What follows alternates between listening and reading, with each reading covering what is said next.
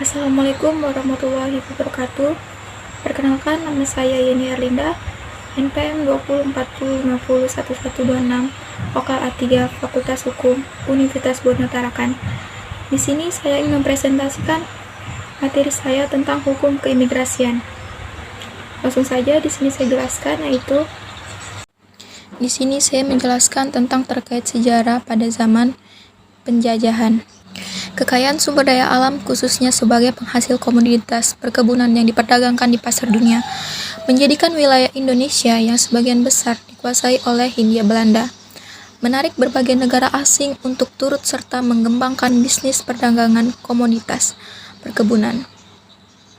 Dinas Imigrasi pada masa pemerintahan penjajahan Hindia Belanda ini berada di bawah Direktur Justisi yang dalam susunan organisasinya terlihat pembentukan afdeling seperti afdeling visa dan afdeling biasa, disebut sebagai atau bagian lain-lain yang diperlukan.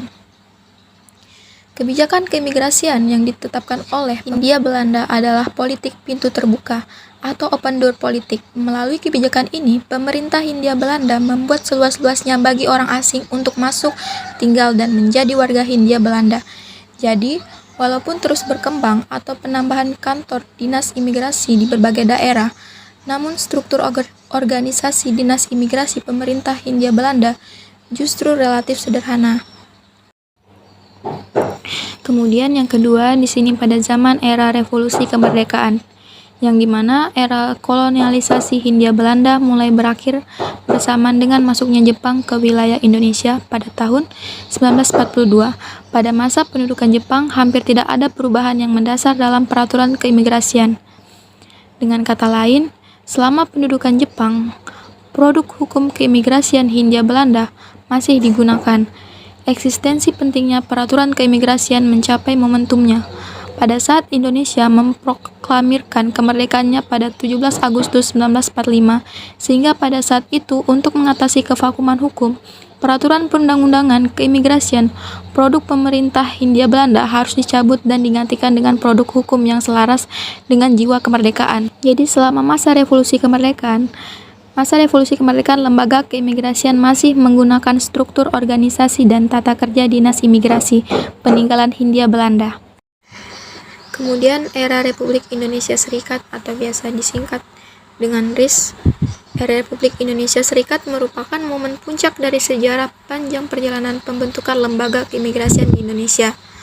Struktur organisasi dan tata kerja serta beberapa produk hukum pemerintah Hindia Belanda terkait keimigrasian masih dipergunakan sepanjang tidak bertentangan dengan kepentingan bangsa Indonesia. Dalam masa yang relatif singkat, Jabatan Imigrasi era Republik Indonesia Serikat telah menerbitkan 3 produk hukum, yaitu Keputusan Menteri Kehakiman RIS nomor JZ-239-12 tanggal 12 Juli 1950. Yang kedua, Undang-Undang Darurat RIS nomor 40 tahun 1950 tentang Surat Perjalanan Republik Indonesia. Yang ketiga, Undang-Undang Darurat RIS nomor 42 tahun 1950 tentang Bea Imigrasi. Lanjut pada masa era demokrasi parlementer, di mana pada era demokrasi parlementer ini, yang salah satunya terakit dengan berakhirnya kontrak kerja pegawai keturunan Belanda pada akhir tahun 1952, pada periode 1950 hingga 1960, Jabatan Imigrasi berusaha membuka kantor-kantor dan kantor cabang imigrasi serta penunjukan pelabuhan-pelabuhan pendaratan yang baru. Selain itu, pada era ini produk hukum yang terkait dengan keimigrasian juga secara bertahap mulai dibenahi seperti visa, paspor, dan surat jalan antar negara, penanganan tindak pidana keimigrasian, pendaftaran orang asing, dan kewarganegaraan.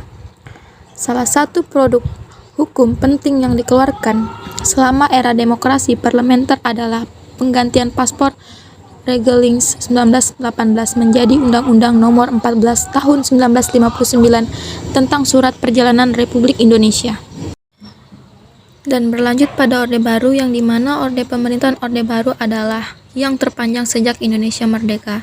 Masa pemerintahan yang cukup panjang tersebut turut memberikan kontribusi besar terhadap pemantapan lembaga keimigrasian Walaupun dalam pelaksanaannya mengalami beberapa kali penggantian induk organisasi, dalam arti yang berarti stabilitas politik dan pertumbuhan ekonomi yang relatif tinggi.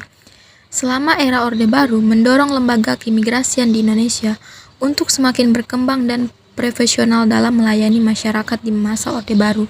Ini yang tidak bisa dilupakan adalah lahirnya Undang-Undang Keimigrasian baru, yaitu Undang-Undang Nomor 9 Tahun 1992 tentang Keimigrasian atau Lembaran Negara Republik Indonesia tahun 1992 Nomor 33, tambahan Lembaran Negara Republik Indonesia Nomor 3474 yang disahkan oleh DPR pada tanggal 4 Maret 1992. Lahirnya Undang-Undang Nomor 9 Tahun 1992 ini diikuti dengan ditetapkannya peraturan pemerintah sebagai pelaksanaannya dalam satu Peraturan Pemerintah Nomor 30 Tahun 1994 tentang tata cara pelaksanaan pencegahan dan penangkalan atau Lembaran Negara Republik Indonesia tahun 1994 Nomor 53. Kemudian yang terakhir masuk ke era reformasi, yang dimana krisis ekonomi 1997 telah mengakhiri periode panjang era Orde Baru dan memasuki era reformasi. Lingkungan strategis global maupun domestik berkembang demikian cepat, sehingga menuntut semua perangkat birokrasi pemerintahan termasuk keimigrasian di Indonesia untuk cepat tanggap dan responsif terhadap dinamika tersebut. Sebagai contoh, implementasi kerjasama ekonomi regional telah mempermudah lalu lintas perjalanan warga negara Indonesia maupun warga negara asing untuk keluar atau masuk ke wilayah Indonesia. Untuk mengatasi dinamika lingkungan strategis yang bergerak semakin cepat, bidang keimigrasian dituntut mengantisipasi dengan berbagai peraturan perundang-undangan dan sarana prasarana yang semakin canggih. Demikianlah video presentasi dari saya. Kurang dan lebihnya saya mohon maaf jika ada kekurangan. Assalamualaikum warahmatullahi wabarakatuh.